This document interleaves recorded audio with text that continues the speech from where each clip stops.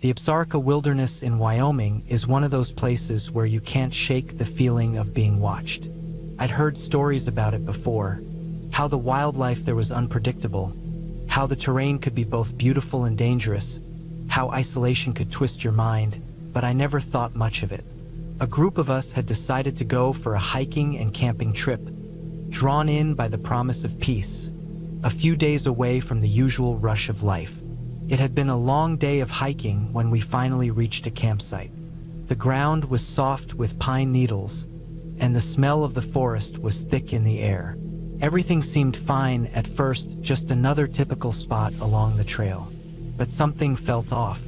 The trees surrounding the campsite were scarred with deep, jagged marks, like claws had raked through them. I've seen scratches from animals before, deer, moose, even elk, but these were different.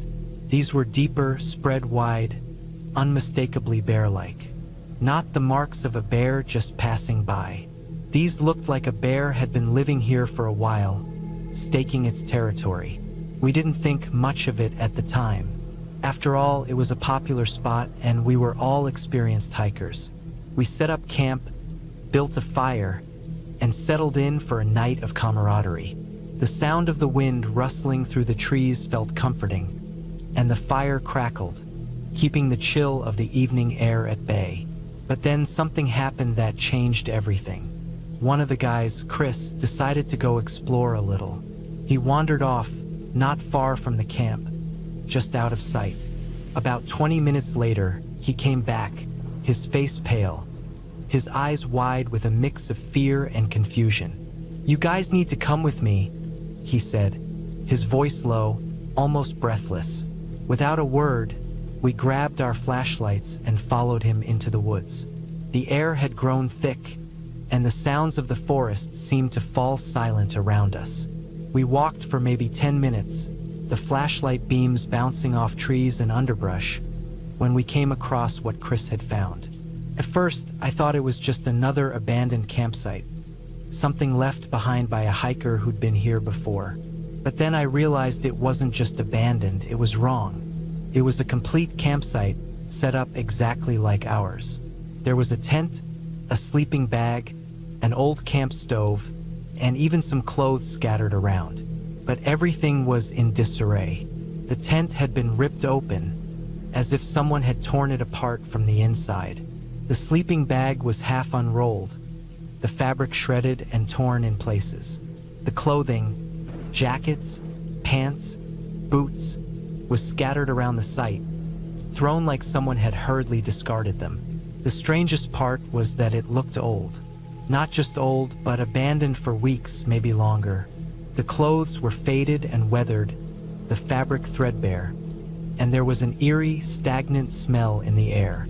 There was no sign of anyone. No food, no personal items. Nothing that could explain why this place was left like it was. We all stood there, silent for a moment, staring at the remains of the campsite. The wind had picked up, rustling the branches of the trees, but there was an unsettling stillness to everything else. No birds, no animals, just the sound of our breathing, heavy in the cold night air. "Maybe they just left," someone muttered, though I could hear the uncertainty in their voice. "Yeah, but why would someone leave everything behind like this?" another person said, his voice shaky. The thought that the owners of the campsite might still be out there, lost or worse, hung in the air like a dark cloud. No one spoke for a while as we all just stared at the site, each of us grappling with the idea of what could have happened, and what, if anything, we should do about it. Eventually, we decided to return to our own campsite, but the mood had shifted. The camaraderie was gone. Now the fire seemed smaller, the trees taller, and the night colder. We tried to shake it off, focusing on our tents, our sleeping bags, anything to distract ourselves from the nagging feeling that something wasn't right. But sleep didn't come easy. Around midnight, I woke up to the sound of something moving outside my tent. It was faint, just a rustling in the leaves, but it was enough to make my heart race. My first thought was that it was a bear, the very same one that had left its marks on the trees. But the more I listened, the more it sounded like something or someone was walking around the campsite. The footsteps were too deliberate, too careful to be a bear. I held my breath, my heart hammering in my chest, straining to hear over the pounding of blood in my ears. The sound stopped. Then, after what felt like an eternity, I heard a soft thump, as though something heavy had been dropped. I waited for what felt like hours, though I knew it couldn't have been more than a few minutes. The silence that followed was deafening, and I couldn't bring myself to move. Eventually, I fell back to sleep, but it wasn't restful. I kept waking up, listening for any more sounds, my mind racing. By morning, the sun had risen, but the eerie feeling hadn't gone away.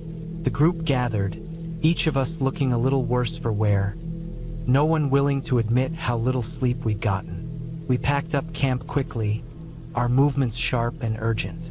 Everyone was on edge, no one speaking much as we broke down our tents and gathered our gear.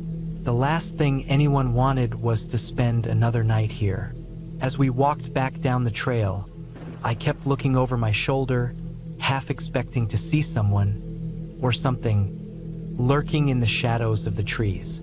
But there was nothing, just the usual wilderness, quiet and unyielding. I couldn't help but wonder about the campsite we'd found, about the people who had left it behind. What had happened to them? Had they been attacked by a bear? Had they just run off in fear? Or had something else happened? Something we couldn't explain? We never found out. The rangers we spoke to said they'd never heard of any missing persons in the area, but I couldn't shake the feeling that something had gone wrong at that campsite. Something we'd never understand. But maybe that's how it's supposed to be. Some things are just left to linger in the woods, waiting for the next group of hikers to stumble upon them, to wonder what happened, to feel that chill run down their spine when they realize that sometimes the wilderness doesn't give up its secrets. Not easily.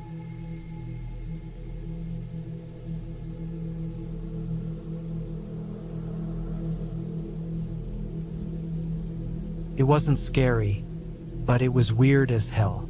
So one summer, my brother, his roommate, and I decided to go camping. I mean, we didn't really plan it out or anything. It was more of a spontaneous thing. I guess we were bored and thought it'd be a good idea to get away from the city for a bit. The weather was nice, so we packed up some gear, grabbed a cooler of drinks, and drove out to a campground we'd been to before. We got there in the early evening, so the sun was starting to dip behind the trees. The place was pretty quiet, just a few other people setting up their tents. It was one of those rustic spots, the kind of campground where there's no Wi-Fi, no cell service, just a couple of fire pits and a few picnic tables scattered around. Just the way I like it. No distractions, no crowds, just nature. Setting up camp was easy. We got our tent up in no time and made a small fire. My brother, who's always the one to think ahead, had brought some steaks for us to grill. It wasn't anything fancy, but it was good. We sat around the fire, cracking open beers and talking about random stuff. You know, typical campfire stuff. I wasn't thinking much about anything that night, just enjoying the cool air and the peaceful surroundings. Eventually, we all decided to turn in. The fire was dying down and the temperature dropped a bit. My brother's roommate, who I'll call Mike, took the first watch while my brother and I climbed into the tent to get some sleep. Mike had his own little setup outside, a camping chair and a blanket, which he wrapped around himself as he stared into the embers of the fire. We weren't in the tent for more than an hour before I heard a noise. It was faint at first, like rustling or someone stumbling through the brush.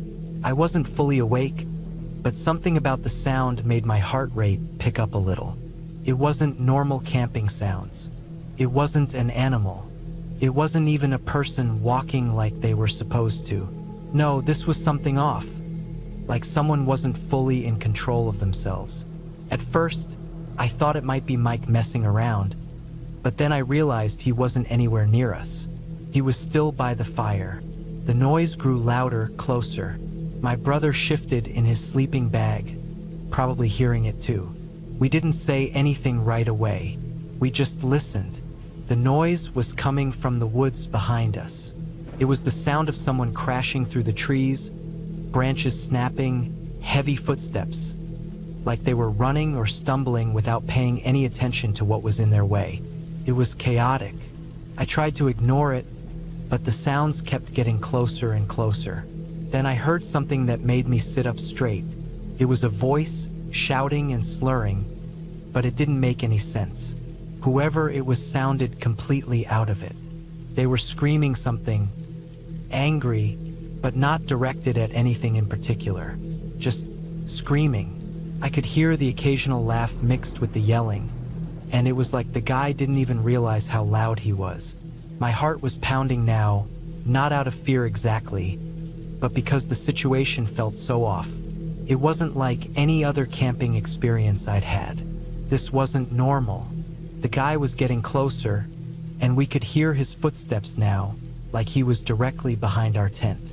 My brother reached under his sleeping bag and pulled out his pistol. I had no idea he'd even brought it, but in that moment I wasn't questioning it. I guess he'd been thinking ahead, just like he always does. "Just stay quiet," he whispered to me, his voice calm but low. "We're not going to deal with this. Just let him pass." I didn't say anything. I just lay there, my mind racing. The guy was definitely close now. I could hear him breathing heavily, his voice getting clearer. He was saying things like, "I'm not afraid of you," and "I'll show you." It sounded like he was talking to someone in his head, but his words were jumbled and nonsensical. A few moments passed in silence. My brother kept his pistol ready, not pointing it at anything yet, but just holding it. We didn't know what the hell was going on, but it didn't sound good. Then the guy stopped right outside the tent. I held my breath. It was one of those moments where you wish you could just disappear. My brother's roommate, Mike, was still at the fire, but we could hear him shifting nervously, too, probably wondering what was going on. But we didn't make a sound. A few more seconds went by, then the guy banged on the side of our tent, hard, causing it to shake. I nearly jumped out of my skin. He wasn't just standing there, he was messing with the tent, trying to get inside. His hands were fumbling with the fabric, like he didn't even know what he was doing. It was so unsettling, the way he moved, so erratic. The guy was either high off his ass or just completely out of it. Then my brother spoke, his voice low and firm. "We're sleeping. Go away." I could see his hand tightening around the grip of the gun, but he wasn't making any sudden moves. He didn't want to escalate anything. The guy didn't respond. It was like he didn't hear him at all. There was more rustling, then a loud thud, like the guy had tripped or slammed into something. I heard him muttering again, and then suddenly, there was silence. For a moment, everything stopped. The woods seemed still. The air felt heavy. I didn't want to move. I wasn't sure what to expect next. My brother kept his eyes on the tent flap, waiting. Then, out of nowhere, the sound of sirens broke the silence. They were faint at first, but they quickly grew louder. Someone was coming. I could hear the screech of tires, the crunch of gravel. The guy outside our tent didn't make a sound. I could only imagine what was going through his head as the cops arrived. Then, just as the sirens got closer, we heard a shout. "Drop the pole!" First, I was confused. What pole? Then I heard the unmistakable sound of a taser firing, followed by a shriek and the sound of someone collapsing to the ground. It was over almost as soon as it started. The guy didn't put up a fight, at least not much of one. He just dropped to the ground, and we could hear the officers moving quickly, securing him. My brother and I just lay there for a second, absorbing what had just happened. We could hear the cops talking to the guy, trying to get him under control. The words weren't clear, but we could tell they weren't happy. And the guy was still mumbling, though it was more coherent now. Finally, the cops got him in cuffs, and we heard them drag him away toward their cars. A few minutes later, everything was quiet again. I don't know if I've ever been more relieved than I was in that moment. The tension finally broke, and we both just sat there in silence for a while. The next morning, we woke up to a beautiful day. Sunny, warm, the birds were chirping.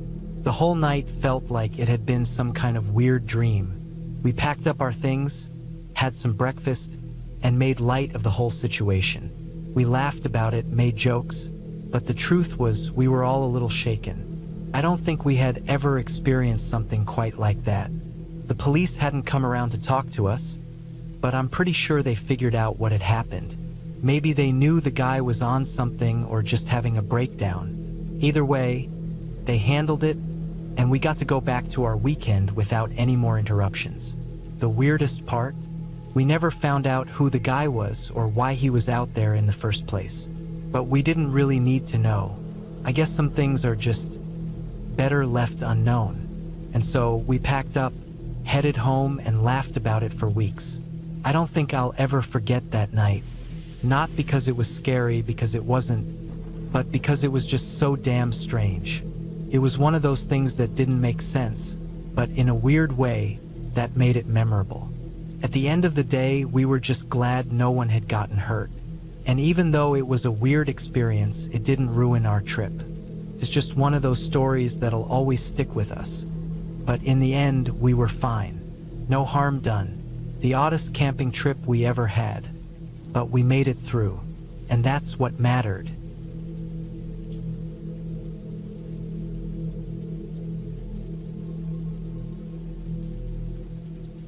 I went camping in Shenandoah National Park, Virginia, with a college buddy from JMU. We'd been talking about hiking and stargazing for weeks, and the Perseid meteor shower seemed like the perfect opportunity. So, we took some camping gear from our work and made the short drive to the park, full of excitement. Shenandoah is a beautiful place, with towering trees and expansive views. But what happened that night has stayed with me, and I can't seem to shake it. We arrived in the late afternoon and started our hike along an out-and-back trail. The path wound through dense woods, and after a good bit of walking, we reached the edge of a cliff that overlooked the Blue Ridge Mountains. It was breathtaking. The vast expanse of forest below us was bathed in the soft orange light of the setting sun. I felt a sense of peace, as though we were far from the chaos of life, just two guys sitting on a rock, looking at the stars that were slowly starting to appear. I set up my two-person tent in a quiet spot near the edge, and my buddy set up his hammock a few yards away, securing it with a tarp in case of rain.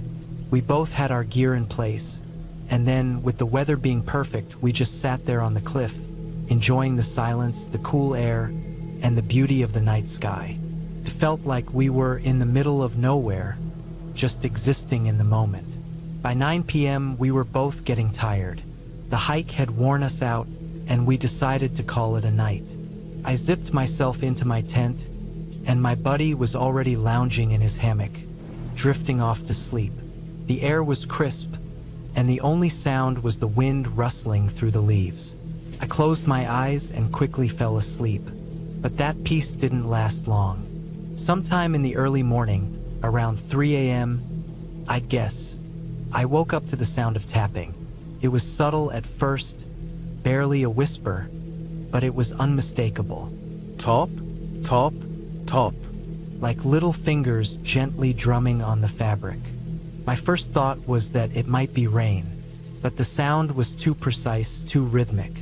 And the wind, it wasn't that strong. I started to panic. I lay still, listening. The tapping grew louder, more persistent. And then I realized it was coming from all around me. Not just one side of the tent, but all sides. Top, top, top. I wasn't sure if my buddy was playing a prank on me, but then I realized he'd be too far away to reach my tent without me noticing. And he wasn't making any noise.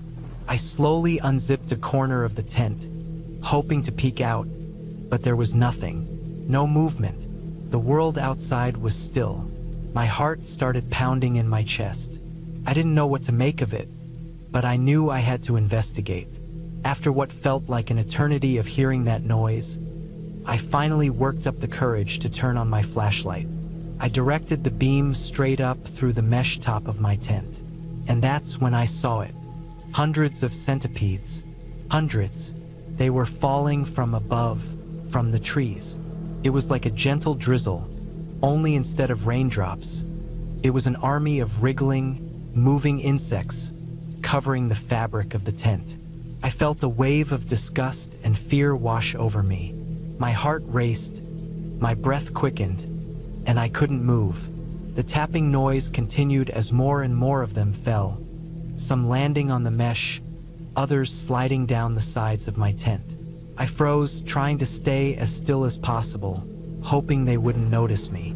But they didn't stop. They kept coming, as though they had a mind of their own. They were everywhere, covering the top of my tent, and I could feel the weight of them pushing down on the fabric. Every time I tried to move, it felt like they were right there, crawling over me. The longer I lay there, the more my mind raced. I couldn't understand how I hadn't noticed them when we set up camp. How had they been there all along without us seeing them? Maybe they'd been hidden in the trees, waiting for the right moment. I don't know. All I knew was that I couldn't escape, couldn't breathe. My throat felt tight, and my hands were shaking uncontrollably. I glanced over at my buddy, who was asleep in his hammock, completely unaware of what was happening just a few feet away. I envied his ability to sleep through it all. How could he not hear the tapping? How could he not see the centipedes falling around us?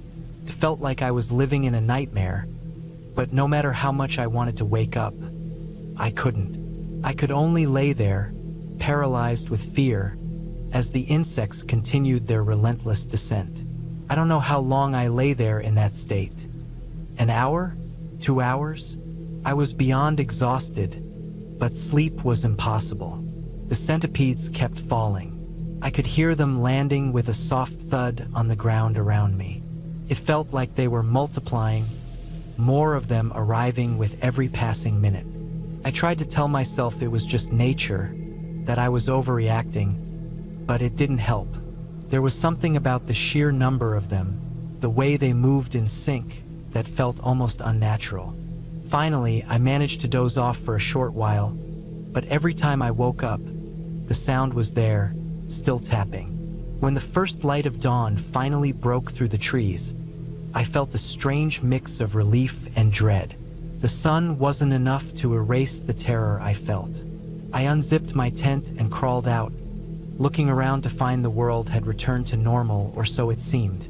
But when I looked down, I saw the aftermath of the night's events.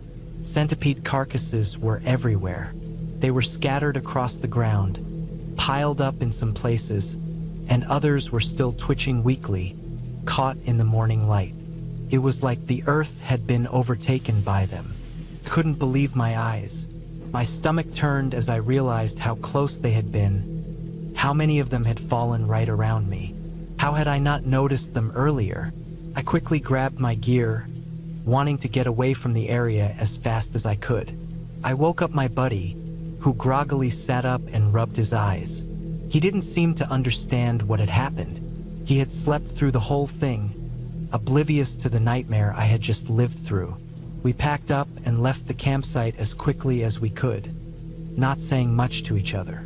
It was a long hike back down the trail, and the whole time, I kept glancing over my shoulder, half expecting to see more centipedes following us, creeping out from the trees, ready to start the whole thing over again. But when we finally made it back to the car, I felt a strange sense of relief. We were out of there. I don't know why that night had to unfold the way it did. Maybe it was just an unfortunate coincidence, a swarm of centipedes finding their way to our campsite. Maybe it was the time of year. Maybe it was just bad luck. But whatever the reason, that experience changed me. I've gone camping plenty of times before, but the thought of insects falling from the trees like that, it haunts me still. I'll never forget the sound of those tiny taps against my tent, the feeling of being completely surrounded by creatures I couldn't escape. I've been to Shenandoah since, but I always double-check the area around my tent now. Always make sure nothing's lurking above me, just waiting for the right moment to fall. And I'm never sleeping under the stars without checking the trees first. Sometimes, it's the smallest things that end up terrifying us the most. But you know what? I think I'm okay with that. I'm okay with knowing there are things out there that can scare the hell out of me, because they remind me to stay alert, to never take anything for granted. I don't ever want to go through that again. But I'll always remember the night I learned just how much the world around us can be both beautiful and terrifying at the same time.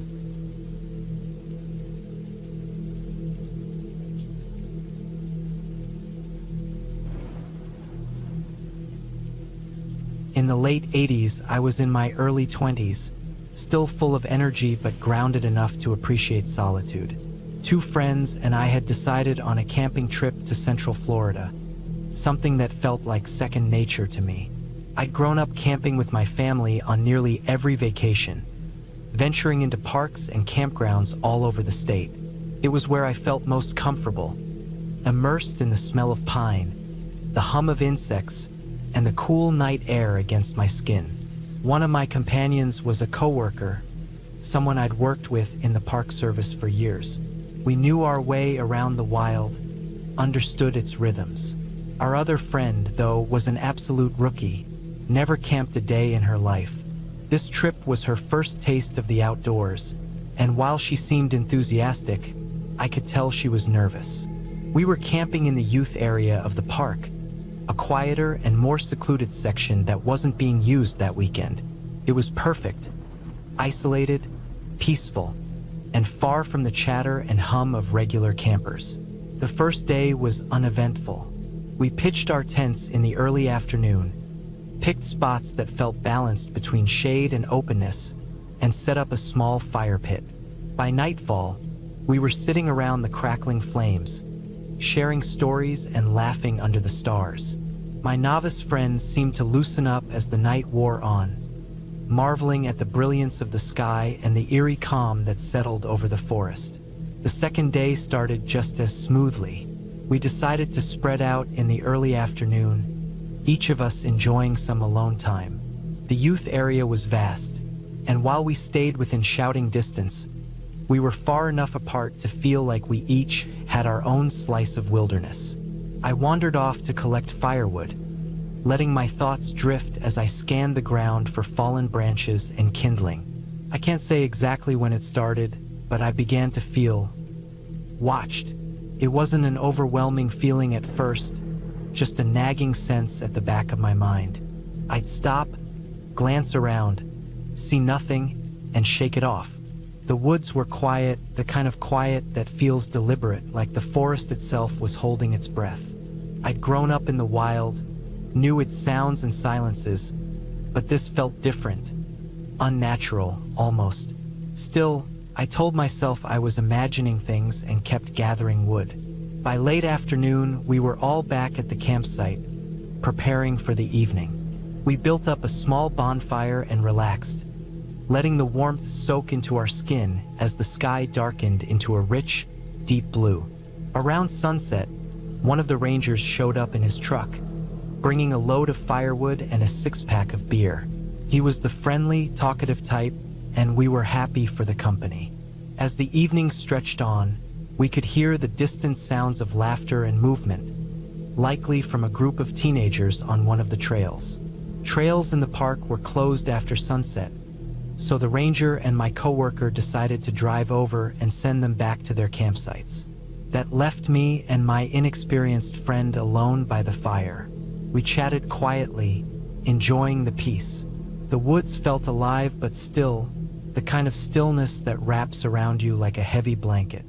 It wasn't until much later that the atmosphere shifted. I don't know how to explain it, but suddenly, I was freezing. A chill ran down my spine, and the air around me felt dense, oppressive. Every instinct I had screamed at me to get up, to move, to run, but I stayed put, trying to rationalize the feeling. I didn't want to scare my friend, and I didn't want to look like an idiot jumping at shadows. But the fear wouldn't let go. It clung to me like a second skin, growing stronger with every passing second. I glanced at my friend, and the look on her face stopped me cold. Her eyes were wide, her breathing shallow. She didn't say a word, but she didn't have to. I could see it written all over her face. She felt it too. We stood up, trying to act casual, and started walking toward the car. Neither of us spoke, but we both knew what the other was thinking. We had to get out of there. Halfway to the car, we broke into a sprint, no longer caring about appearances. I could feel my heart hammering in my chest, the adrenaline coursing through my veins as we reached the car, flung the doors open, and jumped inside. We locked the doors and turned on the headlights, bathing the trees in harsh, artificial light. I pulled my pistol from the glove compartment, gripping it tightly as I stared straight ahead. I didn't dare look out the windows. I didn't want to see what was out there, didn't want to know what had driven us to this state of terror. The silence was deafening. Every second felt like an eternity. My pulse was pounding in my ears, and my breath came in shallow, rapid bursts.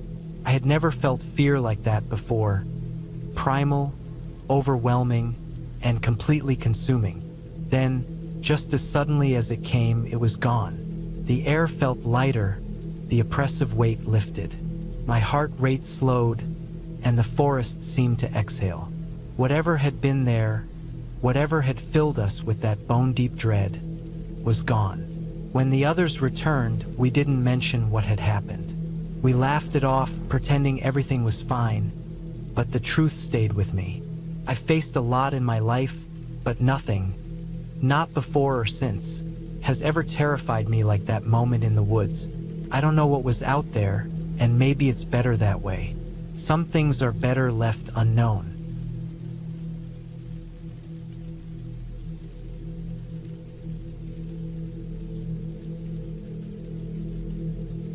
When I was around 8 or 9 years old, my family had a tradition of camping in a small, secluded spot about 2 hours away from our town.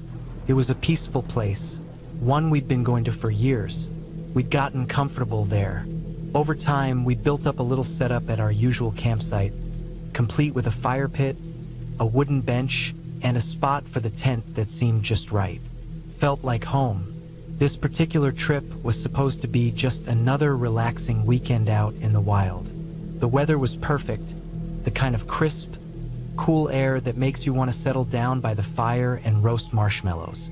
My mom, my grandma, my brothers, and I were all packed up in the car, along with our usual gear. This time, though, we were also bringing along our aunt and uncle's 2 dogs. They were well-trained bird dogs, Star and Ariel, and they were usually calm and friendly, just the kind of dogs you'd want around a campsite. We'd barely set up when the sun dipped below the horizon, casting an orange glow across the trees. The air grew chill, and the crackling of our campfire was the only sound breaking the quiet. The dogs, usually alert but laid back, seemed a little restless. Star, the older of the 2, paced around the campsite, sniffing at the ground and looking up at the darkening sky. Ariel, the younger one, lay near the tent, her ears flicking every so often. My brothers and I played around the fire, laughing and telling stories, while my mom and grandma prepared dinner. It felt like the perfect camping trip at first, but everything changed that night. It was around 1 a.m. when the calm was shattered. Star started growling low, a deep, guttural sound that made the hair on the back of my neck stand up. At first, we all thought she was just reacting to some critter in the bushes, maybe a raccoon or a deer. But then Ariel started growling too, her body tense, her fur bristling. I could hear the panic rising in my mom's voice when she whispered for us to stay quiet. "Something's out there," she muttered, her eyes darting toward the dark tree line. She grabbed a flashlight and the old hunting knife she kept for protection, and without saying much else, she began to crawl out of the tent. My mom was always calm in a crisis, but this time something was different. The dogs were on high alert, staying close to her, their eyes never leaving the edge of the campsite. They didn't bark or wag their tails like they normally would. They were on edge, defensive. "Stay in the tent," my mom ordered, her voice barely a whisper. "Don't make a sound." But we didn't listen. My brothers and I huddled together, peeking out from behind the tent's edge, too terrified to stay quiet. We saw my mom stand in the center of the campsite, the dogs forming a tight circle around her. They were acting strange, almost like they were trying to herd her. I remember watching as Star and Ariel began to move in front of her, blocking her path to the far side of the campsite. It was as if they were stopping her from going further. And then, something even more unsettling happened. The dogs started backing up toward the car, herding my mom with them. Star was growling louder now, her teeth bared, while Ariel stayed close, her eyes scanning the shadows beyond the trees. At this point, my mom's voice shook, and I could see the fear in her eyes. She turned to us and said, "Get up, we're leaving right now." We scrambled out of the tent in a daze, still half asleep, not fully understanding what was happening. But the look on my mom's face told me everything. I knew we weren't just going back to sleep in the tent. Something was wrong. Something had terrified her, and if it terrified her, it was enough to scare all of us. We packed up in a frantic hurry, the dogs growling the whole time, their bodies tense as they moved around us. We didn't even bother to fold up the tent properly, just shoving things into the car as fast as we could. The drive away from the campsite felt wrong. Every little bump in the road made the dogs growl again. Their ears perked as if they were listening for something. We drove in near silence, my mom clutching the steering wheel so tightly that her knuckles turned white. I glanced at my brothers, their faces pale and tear-streaked, their wide eyes reflecting the fear we all felt. About 10 minutes into the drive, we noticed something that made my heart skip a beat. A car had started following us. I tried to convince myself it was just another camper leaving the area, someone heading home after a long day. But as the minutes passed, the car stayed behind us, maintaining the same distance. It wasn't overtaking us, and it wasn't turning off onto any side roads. It just kept following. My mom's voice broke the silence. "Do you see that? That car? It's been behind us for too long." The dogs in the back were now growling even more intensely, their eyes locked on the rearview mirror, fixated on the car behind us. The sound of their growls only added to the tension in the car. My heart raced.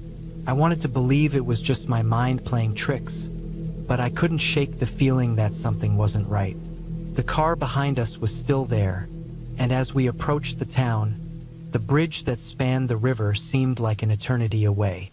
I couldn't stop glancing at the rearview mirror, watching the car's headlights glow in the darkness. It felt like we were trapped, like there was no way to escape. My brothers were sobbing by now, unable to hide their fear, and I could feel the panic rising in me as well. When we reached the bridge, the strangest thing happened. As we began to cross, the car abruptly slowed down. And then, without warning, it turned off the road and sped back in the direction we had come from. My mom slammed the brakes, pulling over to the side of the road, her breath coming in ragged gasps. We all sat there, in stunned silence, staring at the spot where the car had turned around. I kept telling myself it was just someone who had made a mistake, but the feeling in my gut wouldn't go away. We decided to stop at a gas station a few miles out of town. The place was dimly lit, and there weren't many cars around. My mom went inside to buy some cigarettes, her hands shaking as she reached for her wallet. But the moment she stepped out of the store, Star wouldn't let her back into the car. The dog was standing in front of the door, growling low, her eyes fixed on my mom. Ariel was right beside her, just as tense. It wasn't like the dogs to behave this way. They had always been calm and well-behaved, but now they were acting like they'd seen something, or someone, that they didn't trust. It felt as if they were trying to protect us. But from what or who? My mom stood there, frozen, until Star finally moved. But even then, she kept looking around, as though she was watching for something. My mom quickly got in the car, and we drove home in silence. No one spoke. The events of the night had left us all shaken, unsure of what had really happened. That was the last camping trip we ever took to that spot. We never spoke of it again, but the feeling lingered. It wasn't just the fear of something being out there in the dark. There was a deep, unshakable sense that we weren't alone, that something or someone had been watching us, waiting for the right moment to make itself known. After that night, I couldn't bring myself to go camping anymore. The fear I felt was real, and it stayed with me for years.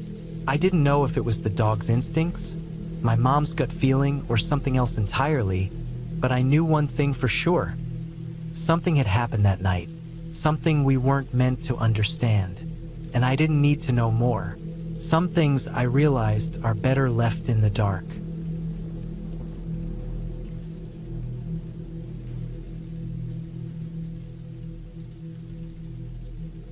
I hadn't been camping solo in years, and I figured it was time to get back out there. I wanted a challenge, something remote, something that felt like a real escape from everything. North Central Pennsylvania has miles and miles of Forest Service land. Vast, untouched, and wild. It was the perfect place to lose myself for a weekend. The drive itself was promising. I spent over an hour bouncing along dirt service roads, the kind where potholes turn into small ponds and the trees close in overhead like a tunnel. I barely saw another car, and by the time I reached the spot where I planned to leave my vehicle, I felt completely alone. From there, I grabbed my pack, double-checked my gear, and set out on foot. The trail was more of a suggestion than a path, barely distinguishable from the rest of the forest floor. It was overgrown, spiderwebs clinging to my face every few feet. I wasn't worried. I had my map, my compass, and hours of daylight ahead of me. The first few miles were slow going, mostly because I kept stopping to clear webs and navigate around fallen trees. The forest was dense and quiet, save for the occasional rustle of leaves. I didn't see any fresh footprints or signs of recent activity. Felt like no one had been here in months, maybe longer. The trail followed a narrow valley with a creek running through it. The terrain was rocky and uneven, and finding a flat spot to camp was turning out to be more difficult than I'd anticipated. As the sun dipped lower in the sky, I started to worry. The last thing I wanted was to be fumbling around in the dark, trying to set up camp. About an hour before sunset, I came across a fork in the creek. On the other side, there was a small clearing, flat, open, and perfect for camping. Relief washed over me as I crossed the shallow creek, but that relief didn't last long. The clearing wasn't as empty as it had seemed. As I got closer, I noticed things scattered around. A tarp on the ground near a makeshift fire ring, a log that had been freshly chopped with an axe, and further out, what looked like the entire contents of a hiker's backpack strewn across the ground. It didn't make sense. There was no backpack, just the stuff that should have been inside. Food wrappers, a camping pad, a first aid kit, cooking utensils, and random bits of gear. Down by the creek, I found a pile of clothes, damp and dirty, like they'd been there for days. A towel hung limply from a low-hanging branch. The more I looked, the stranger it got. There was a makeshift toilet area off to the side, a spot where someone had clearly been relieving themselves for at least a week, judging by the piles of toilet paper. And then there was the cage. It was about 4 feet square, made from saplings lashed together with cord. The frame formed a rough cube with diagonal crossbars on each face. It wasn't sturdy enough to hold anything, and there was too much open space between the bars for it to be a functional trap. It looked more like, I don't know, some kind of project, or a marker. I stood there for a long time trying to make sense of it. None of it added up. Who had been here? Where were they now? And why would anyone leave all this stuff behind? The sun was almost gone by the time I snapped out of it. I didn't have much of a choice. I had to camp here. Hiking back out in the dark wasn't an option. Not on that overgrown trail. I set up my tent on the edge of the clearing, as far from the strange mess as I could get. I unpacked quickly, keeping one eye on the woods and one hand on the 12-inch knife strapped to my pack. I wasn't taking any chances. The night was long. Every little sound, the snap of a twig, the rustle of leaves, sent my heart racing. I kept imagining someone creeping up on me, some wild-eyed hermit who'd been living out here, waiting for me to fall asleep. I gripped my knife so tightly my hand started to ache. At some point, exhaustion took over and I drifted off.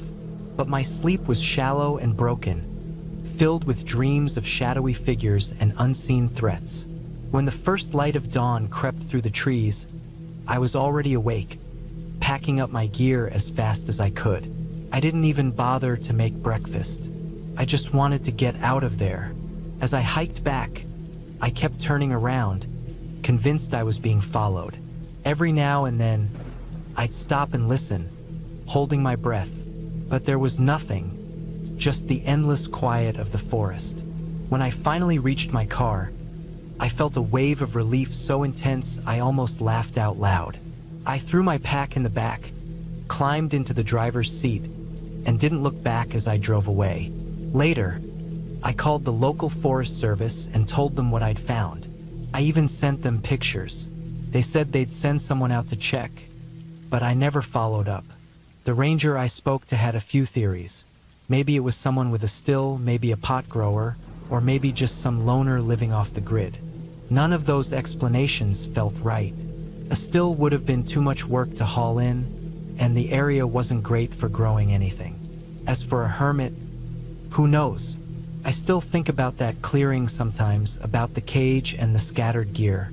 I'll probably never know what happened there, and maybe that's for the best.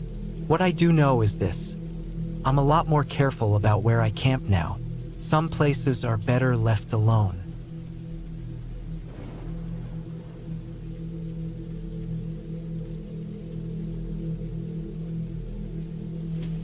The night was still, too still. It was the kind of silence that made my ears ring with the absence of sound, almost like the world was holding its breath. We'd been camping out in the middle of nowhere, far away from any roads or other campers. Just us. The sky was dark and clear, the stars barely visible through the dense canopy of trees above us. The fire had long since died down, leaving only the faint scent of burning wood and the lingering warmth in the air. We were in a 6-person tent, all crammed in together, our bags scattered around the floor. It was late, well past midnight, and we were all tired from the hike earlier in the day. My roommates and I were used to camping, but this time felt different. There was something about the air, a heaviness, like the woods around us were watching. I tried to ignore it, pushing the thought out of my mind as I rolled over and pulled my sleeping bag tighter around me. It didn't take long before I fell asleep, the sound of the wind rustling the trees outside the tent lulling me into a false sense of security. At around 2 a.m., I woke up with a start. My eyes snapped open, and my breath caught in my throat. There was a noise scratching, not just a faint rustling or the shuffle of leaves, but something deliberate, something persistent. It was coming from outside the tent. It sounded like someone was running their fingers slowly along the side of the canvas, dragging their nails as they circled us. At first, I thought it might have been an animal, a bear maybe, or some raccoons rooting around the campsite. But then it didn't stop. The scratching went on for what felt like an eternity, each movement a slow, measured swipe, as though the thing outside was taking its time. I could feel the tension building inside me. It wasn't the sound of an animal, that much I was sure of. The noise was too calculated, too human. My heart started racing, and I could feel the panic creeping in, but I told myself it was nothing, just an animal. It had to be. I turned my head slowly to look at my roommates. All of them were awake, eyes wide, staring at the walls of the tent, their faces pale in the dim light of the lantern we'd left on. Their breaths came in shallow gasps, as if they, too, were trying to convince themselves it was just a raccoon or a squirrel. The scratching continued, moving from one side of the tent to the other, then back again, almost methodical, like the person outside knew exactly where each of us was lying. I swallowed hard, not daring to make a sound, afraid that if I moved or said anything, I'd draw the attention of whatever was out there. I looked around again at my roommates, and I could see the fear in their eyes. One of them, Matt, started to sit up slightly, his hand hovering near the zipper of the tent, as if he were about to open it and look outside. I could tell by the way his eyes darted nervously that he wasn't sure what to do. Neither was I. None of us knew what to do. We were just frozen, listening to the sound, each of us too afraid to make a move. The scratching stopped suddenly. The silence that followed was worse than the noise itself. I held my breath, waiting for something, anything, to break the stillness. It felt like the air had thickened around us, pressing in, suffocating. It was as if whatever was out there had stopped, but it hadn't left. It was still watching, waiting. The tension was unbearable. I thought I could hear movement outside, the faint crunch of leaves and twigs underfoot, but the scratching didn't resume. I didn't know what to think anymore. My mind raced through 1,000 possibilities, none of them good. What if it was someone, a person, out there in the dark, circling our tent for who knew what reason? Maybe they were looking for something, or maybe they were just toying with us, testing to see how far they could push us. I glanced at my roommates again. They were all still wide-eyed, not knowing what to do either. Then, I noticed something that made my stomach twist in a knot. The footprints. There were fresh footprints in the dirt around our campsite. Not ours. They weren't our tracks. They were too deep, too wide, like someone had been walking around the tent in boots, circling us. I felt my blood run cold. How had we not heard them coming? How had they gotten so close without us noticing? The logical part of my brain tried to tell me it was probably nothing, that we were overreacting. But everything in me screamed that something was wrong. We didn't sleep the rest of the night. In the morning, when the first light of dawn broke through the trees, we cautiously unzipped the tent and stepped outside. The air was crisp, the silence still unsettling. We looked around at the campsite, the woods stretching out around us, and there on the ground were the footprints. They weren't just near the tent. They circled it. They went all the way around as if whoever or whatever had been outside had been pacing, taking their time, making sure we knew they were there. There was no sign of anyone now. No indication of what had happened during the night. No broken branches. No disturbance in the leaves. Just those damn footprints. The kind of footprints that didn't belong to any of us. They were too large, too deliberate, too real. We packed up as quickly as we could, barely speaking, just trying to get out of there. It was the longest, most uncomfortable hike back to the car, and none of us looked back. As we drove away, the woods fell silent behind us, as if nothing had ever happened. But I knew we would never forget.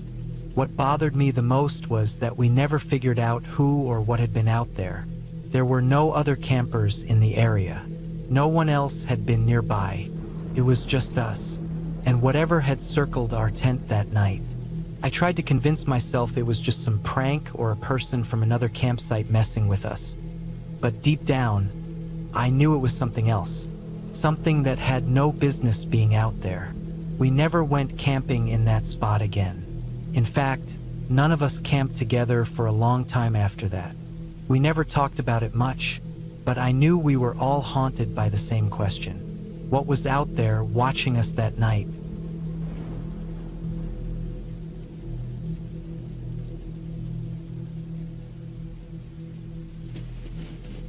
It was supposed to be just a weekend trip, a couple of days away from the world to have some fun in the woods. Nothing fancy, just us three 15-year-olds with a tent, a campfire, and a plan to mess around and maybe catch some fish. We didn't expect much, just the usual camping vibe. A little peace, a little adventure, and maybe a few spooky stories around the fire. We set up our tent deep in the forest, miles away from anyone else. You know how it is. Sometimes you just want to be alone, away from all the noise.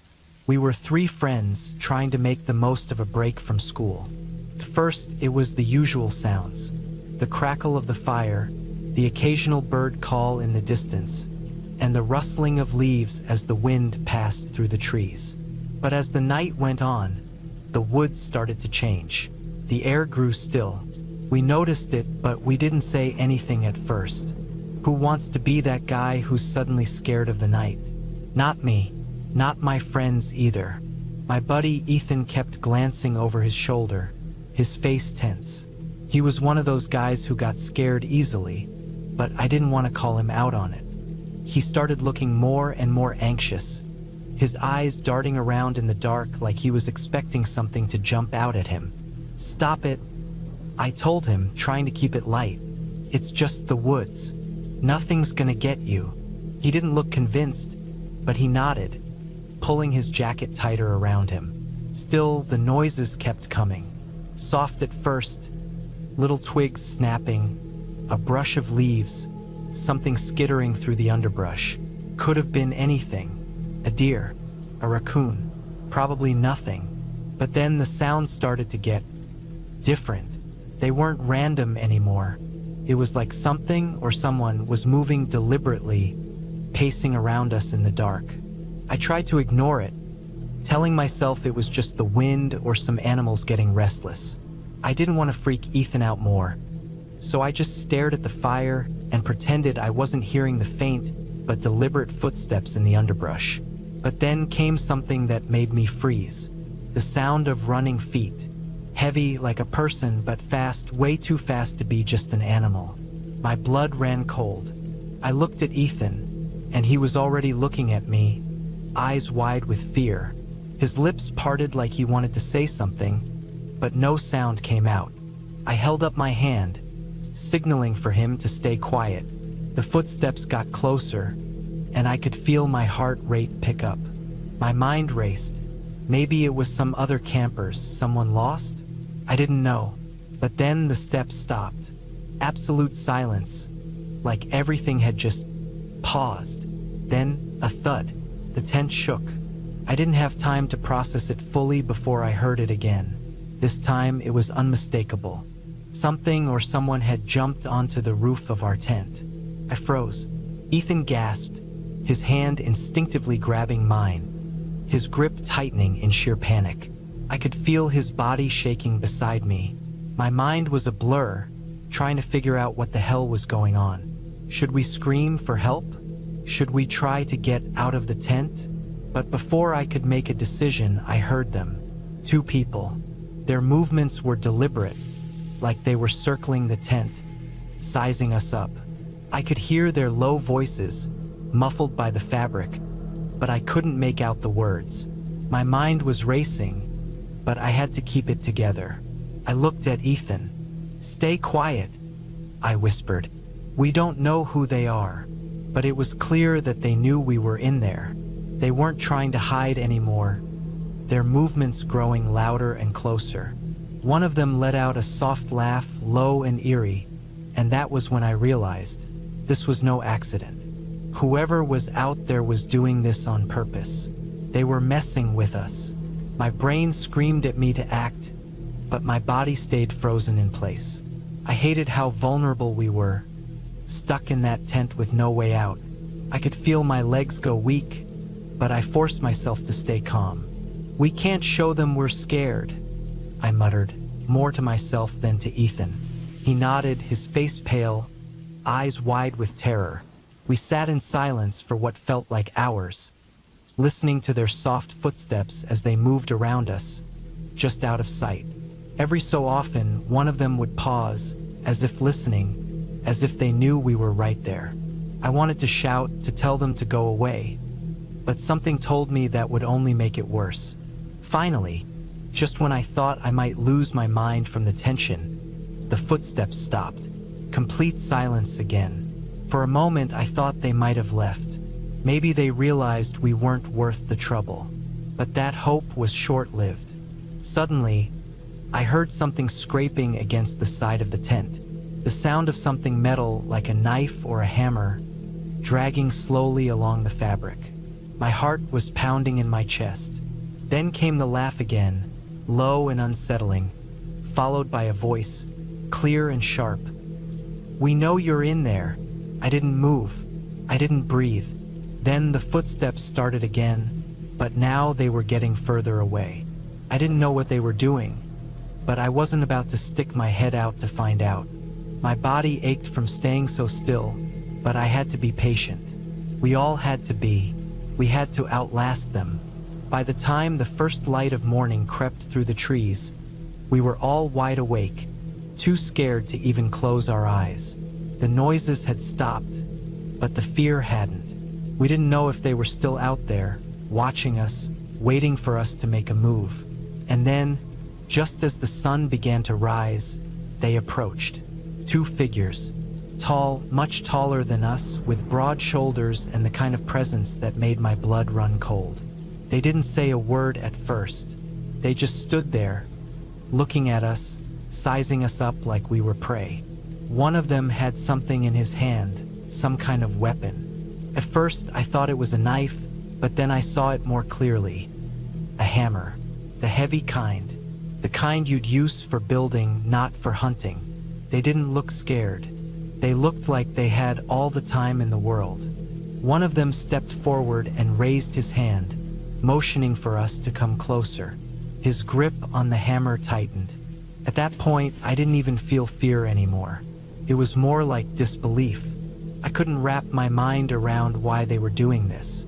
Why bother stalking 3 15-year-olds all night long, making us think we were gonna die, only to stand there in the morning like they were trying to intimidate us. "Hey, you guys all right?" The guy with the hammer finally asked, his voice casual, as if we were just hanging out around the campfire, not trapped in a tense standoff. I looked at Ethan and then at the other guy.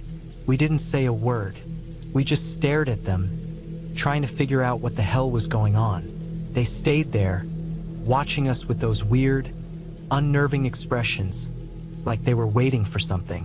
It wasn't until one of them finally broke the silence, his smile widening, that I realized this wasn't about us. This wasn't about us being kids alone in the woods. It was about them getting off on the power, the control. After what felt like an eternity, they turned around and walked off, disappearing into the trees as quietly as they had come. It didn't hit me until later, as we packed up and got the hell out of there, how close we had been to something bad happening. They never threatened us directly, never laid a hand on us, but I'll never forget the look in their eyes, the way they toyed with us like we were nothing but a game. We didn't call the police. Maybe we were too scared, too ashamed to admit what had happened. But I'll tell you this, that was the last time I ever went camping without a plan, and the last time I trusted the woods to be safe.